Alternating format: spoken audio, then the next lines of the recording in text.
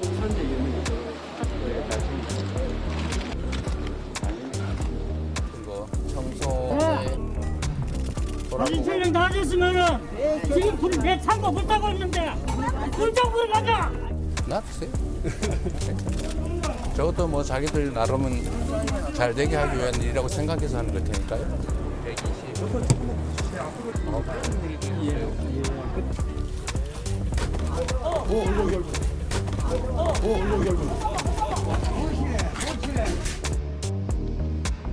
그날도 부끄럽지 않은 삶을 살아간다.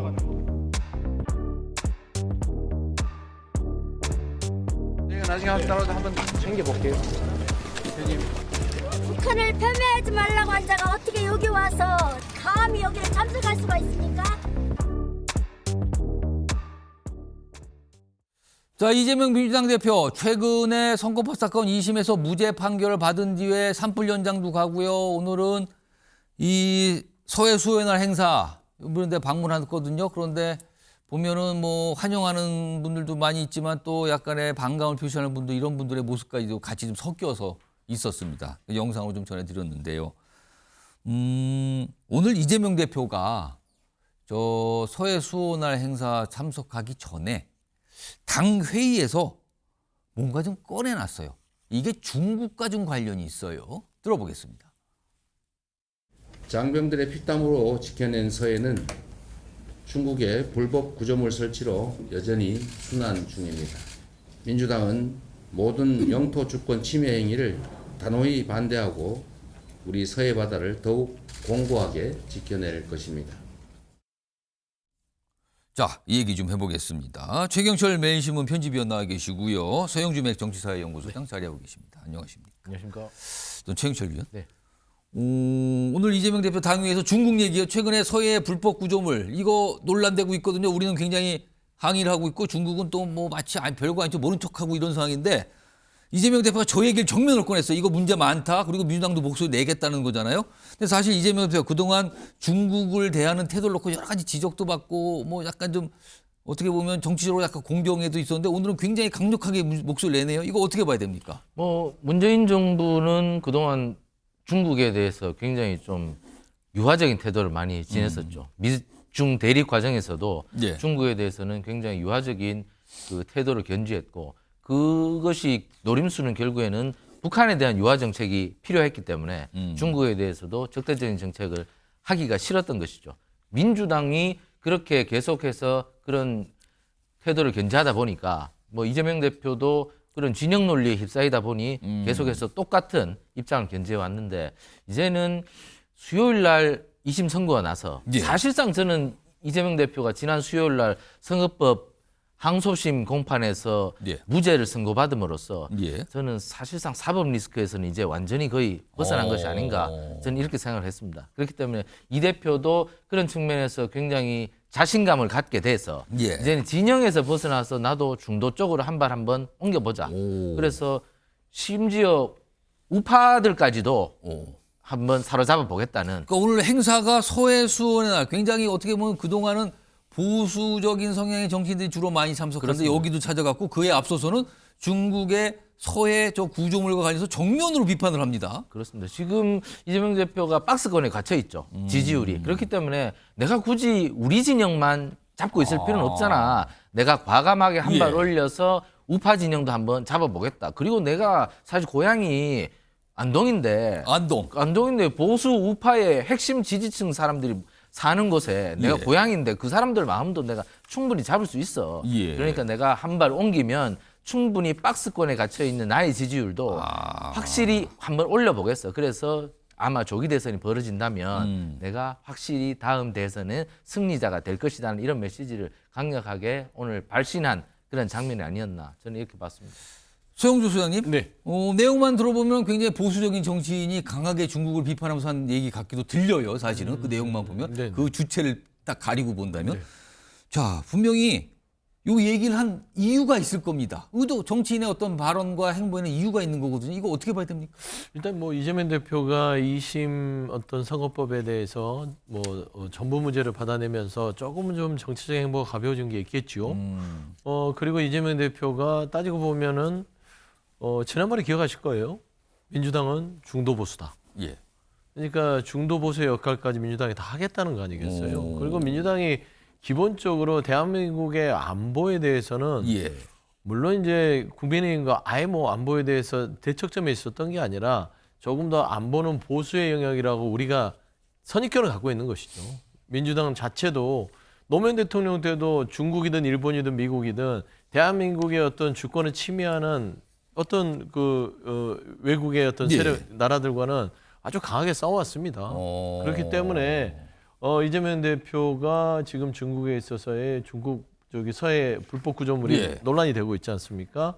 이런 부분에 있어서 국민의힘이 자꾸 뭐 민주당의 입장이 없냐 물어보기 때문에 이번 서해 수호날에 참석한 김에 어떤 그 입장에 대해서 분명하게 얘기를 한 것 같아요. 예. 그래서 그동안 이제 여러 가지 재판에 대한 사법 리스크 때문에 가려졌던 이재명 대표의 어떤 정치적 행보 자체가 조금씩 실질적으로 드러나고 있는 게 아닌가. 아마 그런 걸 좀 드러나기 위해서 산불 현장에 가서 어떤 민생의 행보, 예. 안전, 그다음에 이 서해 수호의 날에 와서 본인에 대한 안보에 대한 기본적인 개념을 조금 더 확실하게 한 게 아닌가 그렇게 보입니다. 그러니까 저런 발언 사실은 여당에서 딱히 뭐라고 얘기할 그런 발언은 아닌 것 같아요. 왜냐하면 지금까지 여당에서 굉장히 강조해왔던 중국에 대해서 당당하게 문제 제기해야 된다. 그리고 불법 구조물 이거 분명히 문제가 있다. 이게 사실 여권의 입장이었는데 그와 같은 맥락의 발언을 꺼내놓은 거거든요. 자, 그런데 이재명 대표 오늘 또 한 가지 소식이 지금 들어온 게 있는데 이게 대장동 재판 증인 출석 문제거든요. 앞서서 지난 2월에 출석해서 이와 관련된 어떤 질문을 받은 적이 있어요. 일단 그 모습부터 다시 한번 확인해 보겠습니다.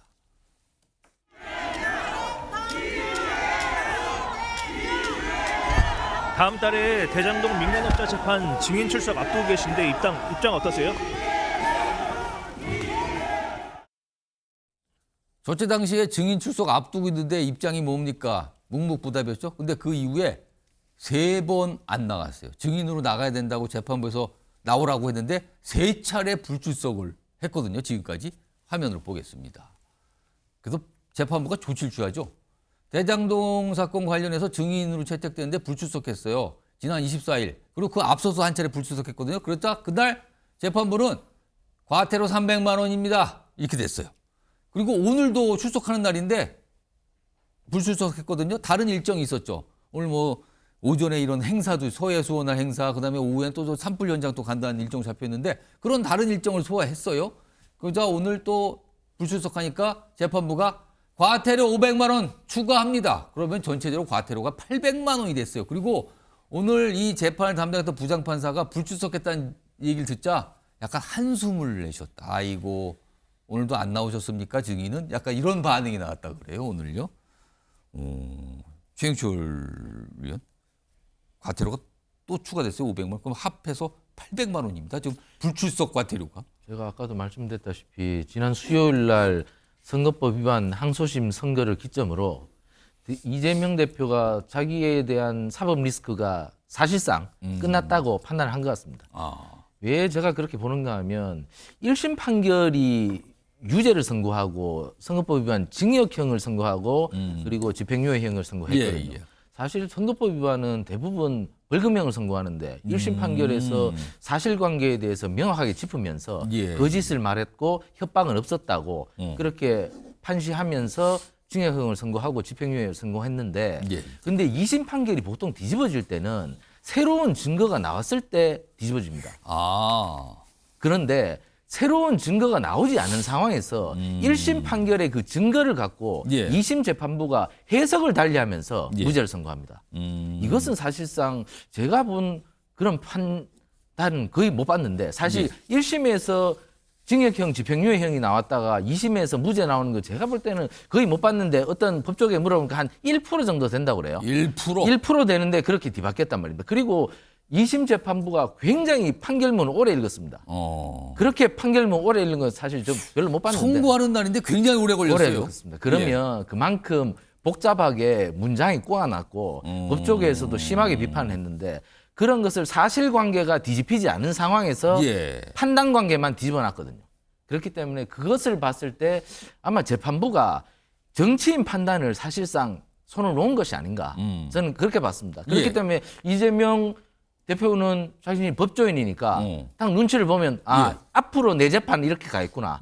이렇게 가면 되겠구나. 이렇게 생각해서 대장동 사건에 대해서 뭐 굉장히 이제는 대장동 사건 같은 경우 더 복잡하지 않습니까? 예. 선거법 위반하고보다는 제가 볼 때는 10배 내지 100배 정도 예, 복잡한 사건입니다. 그렇기 때문에 그런 측면에서 이제 앞으로 재판을 보이콧하는 그러한 전략으로 저렇게 증인 불출석한 게 약간 그런 생각을 갖고 지금 저런 거 그렇게 아니냐? 가는 것 같습니다. 그렇기 때문에 그런 비판을 감수하고서라도 이렇게 작전으로 가겠다 이렇게 보는 것 같은데 물론 본인이 어떻게 비판을 받을지는 모르겠습니다만 본인의 전략은 확고하다. 재판 보이콧 전략으로 가는 것 같습니다.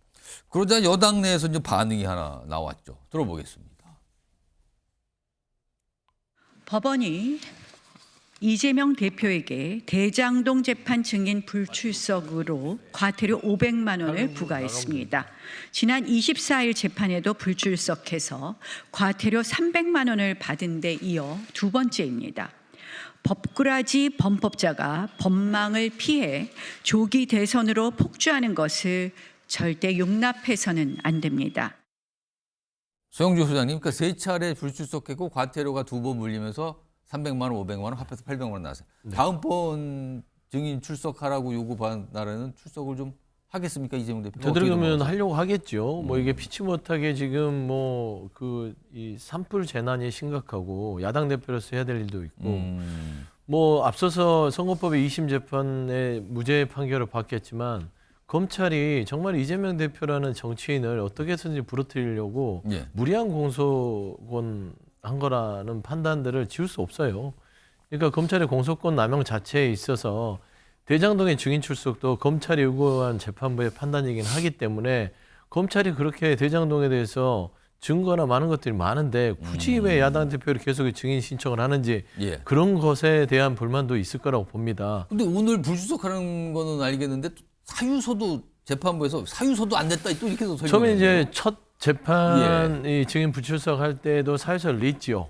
그래서 지금 현재 이 다른 재판이 겹쳐 있고 그다음에 현재 야당 대표로서 지금 이 내란의 사태를 수습하는 데 있어서 여러 가지 상황들이 숨가쁘게 돌아가기 때문에 양해를 구한다는데 재판부가 그걸 받아들이지 않았어요.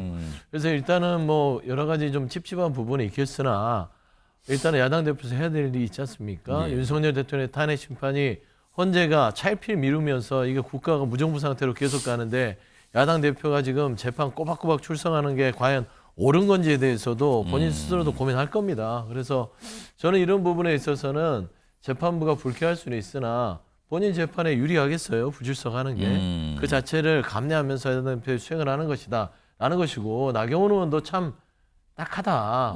판사까지 했는데 그 불출석하는 걸 보고 뭐 법꾸라지가 예. 뭐 그런 표현을 법망을 썼네요. 피해간다고 무슨 이게 재판을 뭐 저 불출석하면은 본인 손해지 법원에 있어서 재판 진행 안 됩니까? 저는 그런 부분에 있어서는 조금 이재명 대표의 무죄에 많은 충격을 받은 것 같다 그런 생각했습니다. 손흥민 변호사, 만약에 이재명 대표가 계속 증인으로 채택이 된 상황인데 계속 불출석을 하게 되면 결국에는 어떻게 되는 겁니까 이거는? 네, 그러한 경우가 이제 발생을 하면 법원 입장에서는 뭐 판단에 따라서는 이제 감치를 결정을 할 수도 있습니다. 감치면 어떻게 되는 겁니까? 이제 감치 재판이 따로 또 열려서 그때 소환을 한 다음에 뭐 정말 정당한 이유가 있는지 없는지를 판단하고 정당한 이유 없이 불출석을 했다라고 예. 한다면 7일 동안 이제 뭐 유치장 등에 이렇게 구속해 놓을 수 있는 그런 결정을 내립니다. 약간 구류 같은 겁니까? 네, 비슷하게 생각을 하시면 될 것 그러니까 같습니다. 일주일 동안 어디에 들어가 있어야 된다 이 뜻입니까? 네, 그 물론 감치라는 뭐 게? 중간에라도 결국에는 증인 신문을 하게 된다라고 한다면 예. 증인 신문을 하고 나서 곧바로 풀려나긴 하지만 7일까지는 어쨌든 감치를 할 수가 있고 사실 감치 말고도 뭐 예를 들어 감치 재판에도 응하지 않는다라고 한다면 예. 경우에 따라서는 강제 구인도 사실은 가능합니다. 아 이거 자칫 잘못하면은 계속 응하지 않다가 일이 커질 수도 있는 거네 이게. 네, 그럴 수도 있습니다. 일단 뭐 그 단계까지는 아니고 과태료가 2번 물려서 일단 2차례에 걸쳐서 합하면 800만 원 잃었다는 소식이 오늘 또 들려왔습니다.